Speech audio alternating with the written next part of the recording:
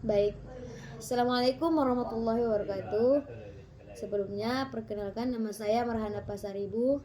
Di sini saya ingin menyampaikan sekilas perbedaan KUHP lama dan KUHP baru. Sebelumnya, KUHP lama yang selama ini digunakan di Indonesia sebenarnya bukan buatan bangsa kita sendiri, melainkan warisan dari Belanda. KUHP itu bernama Witboek van Schrift dan sudah digunakan sejak tahun 1918, jauh sebelum Indonesia merdeka. Karena berasal dari zaman kolonial, banyak isi dan nilai-nilainya tidak lagi sesuai dengan kondisi masyarakat Indonesia sekarang. Sementara itu, KUHP baru yang disahkan melalui Undang-Undang Nomor 1 Tahun 2023 adalah hasil buatan bangsa Indonesia sendiri. KUHP baru ini dibuat untuk menggantikan KUHP lama agar hukum pidana di Indonesia lebih sesuai dengan nilai-nilai Pancasila, Undang-Undang Dasar 1945 dan budaya bangsa. Lanjut. Di bagian landasan dan nilai yang digunakan. KUHP lama berlandaskan pada nilai-nilai hukum barat yang sifatnya individualistis dan sekuler. Artinya, hukum tersebut tidak banyak memperhatikan nilai-nilai moral, agama, dan adat yang hidup di masyarakat Indonesia.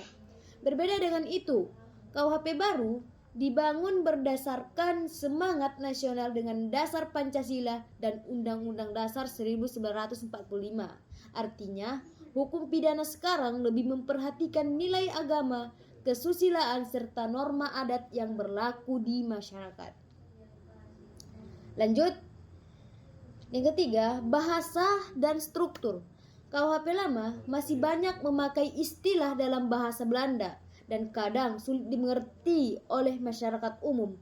KUHP baru sudah ditulis sepenuhnya dalam bahasa Indonesia yang lebih sederhana dan sistematis sehingga lebih mudah difahami oleh semua kalangan. Lanjut, yang keempat, jenis dan sistem pemidanaan. Maksudnya yaitu kalau di KUHP lama, hukum utama biasanya hanya berupa pidana penjara atau denda. Dalam KUHP baru, sistem pemidanaan dibuat lebih beragam dan manusiawi. Selain pidana, penjara, dan denda, KUHP baru menambahkan bentuk hukuman lain seperti pidana pengawasan atau orang tetap di luar penjara tapi diawasi. Yang kedua, pidana kerja sosial, dan yang ketiga, pidana mati bersyarat atau dilaksanakan hanya jika terpidana tidak menunjukkan perubahan selama masa percobaan. KUHP baru juga menekankan pendekatan restoratif justice, yaitu penyelesaian perkara yang memperbaiki hubungan antara pelaku, korban, dan masyarakat, bukan sekedar membalas kesalahan dengan hukuman. Yang kelima, tanggung jawab pidana. Pada KUHP lama, hanya individu yang dikenai hukuman pidana. Sementara pada KUHP baru, badan hukum atau korporasi juga bisa dijadikan perlakuan tindak pidana. Misalnya, perusahaan yang merusak lingkungan atau melakukan korupsi bisa dikenai hukuman seperti denda besar atau pembubaran. Lanjut. Yang keenam, pengakuan terhadap hukum adat. Apa itu pengakuan terhadap hukum adat? KUHP lama tidak mengenal hukum adat atau living law secara resmi. Akibatnya, banyak kasus yang terjadi di masyarakat adat tidak bisa diselesaikan berdasarkan norma yang berlaku di daerah tersebut. Sedangkan di KUHP baru mengakui hukum adat dan bahkan memperbolehkan penerapan sanksi adat asalkan tidak bertentangan dengan prinsip hak asasi manusia dan hukum nasional. Next, yang ketujuh ada di aturan tentang kesusilaan dan di kehidupan sosial. KUHP baru menambahkan beberapa pasal yang mengatur pasal moral dan kesusilaan seperti perzinahan, hidup bersama tanpa menikah atau kohabitasi, dan tindakan atau propaganda LGBT. atau dalam batas tertentu. Ketentuan ini muncul karena dianggap perlu menjaga norma kesopanan dan moral masyarakat Indonesia yang religius.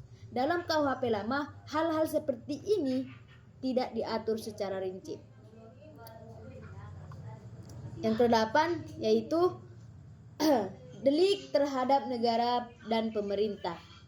Dalam KUHP baru, ada pengaturan khusus mengenai tindakan pidana terhadap presiden, wakil presiden, lembaga negara, dan ideologi Pancasila.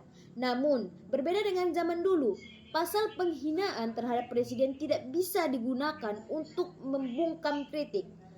Pasal ini hanya berlaku jika penghinaan dilakukan secara pribadi dan bukan sebagai bentuk kritik atau politik. Yang kesembilan, pidana mati. Kalau di KUHP lama, hukuman mati langsung dijalankan setelah putusan berkekuatan hukum tetap. Sedangkan di KUHP baru, pidana mati bisa dijadikan hukuman bersyarat. Artinya, terpidana diberi masa percobaan selama 10 tahun. Kalau selama dia menunjukkan perubahan dan penyesalan, hukuman mati bisa diubah menjadi penjara seumur hidup. Next, yang ke-10. Nah, yaitu usia pertanggungjawaban pidana. KUHP baru juga memberikan perlindungan khusus kepada anak-anak yang berumur di bawah 18 tahun tidak bisa langsung dipidana seperti orang dewasa. Mereka akan diproses melalui sistem peradilan. Dan tujuan KUHP baru secara umum ada beberapa tujuan utama di pembaruan KUHP ini. Yang pertama, menghapus warisan hukum kolonial Belanda. Yang kedua, mewujudkan hukum pidana yang sesuai dengan nilai-nilai Pancasila dan budaya Indonesia. Yang ketiga, penyesuaian hukum dengan perkembangan zaman seperti munculnya tindak pidana korporasi, teknologi, dan lingkungan. Dan yang keempat, yaitu meningkatkan keadilan dan kemanusiaan dalam sistem pemidanaan. Kapan berlaku itu? Di KUHP baru disahkan pada 6 Desember 2022 dan diundangkan sebagai Undang-Undang Nomor 1 Tahun 2023. Namun di undang-undang ini baru akan berlaku efektif 3 tahun setelah disahkan, yaitu pada tahun 2026. Hal ini memberi waktu bagi masyarakat dan aparat hukum untuk menyesuaikan diri. Secara singkat, KUHP lama adalah peninggalan Belanda yang sudah tidak sesuai dengan kondisi masyarakat Indonesia modern. Sedangkan KUHP baru merupakan hasil karya bangsa sendiri yang melandaskan pada nilai-nilai Pancasila, lebih manusiawi dan menyesuaikan dengan kebutuhan zaman. Oke, sampai situ penjelasan dari perbedaan kedua KUHP lama dan KUHP baru. Sekarang kita pegang sekarang ya, dari penutupan kita sekarang. Kurang janggalnya saya mohon maaf. Assalamualaikum warahmatullahi wabarakatuh.